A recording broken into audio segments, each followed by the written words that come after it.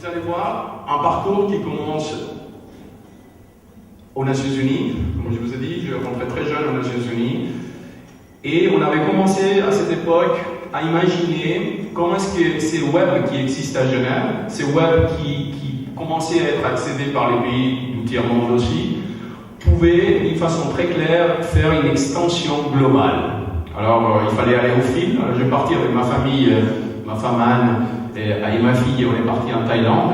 Et en Thaïlande, dans un centre de recherche des Nations Unies, j'ai créé les centres, le UN Trade Point Development Center, qui en 1994 reçoit des Nations Unies un accord dès que ces centres-là pouvaient développer une chose qui s'appelait les opportunités d'affaires électroniques. On utilisait pour la première fois l'Internet.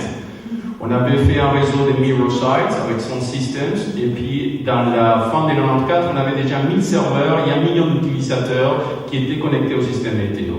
À l'époque, le secrétaire Boutros Ghali, secrétaire des Nations Unies, donne pour la première fois un apport politique de l'initiative en disant la technologie et, surtout dans ces cas, le commerce international doit se déplacer.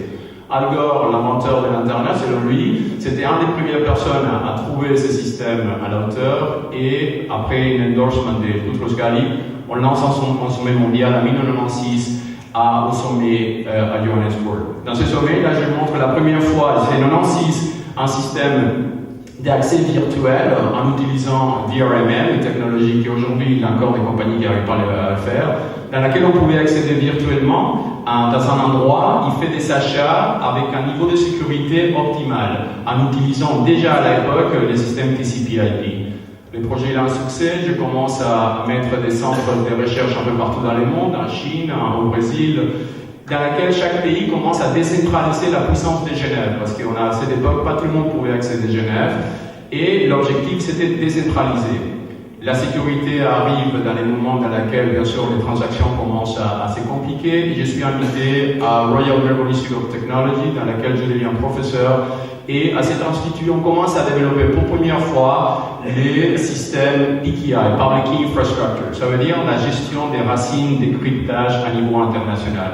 Le succès du projet, il est tout de suite inspiré. Les Australiens sont très forts pour adopter la technologie. Et une autre conférence des Nations Unies s'est faite à ce jour-là pour commencer à développer les standards, parce que l'Internet s'est développé beaucoup plus vite que les standards.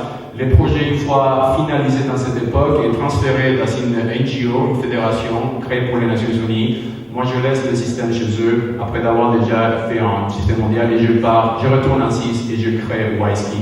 La création de WISeKey était nécessaire à cette époque parce qu'il fallait une compagnie. On ne peut pas développer des projets aux Nations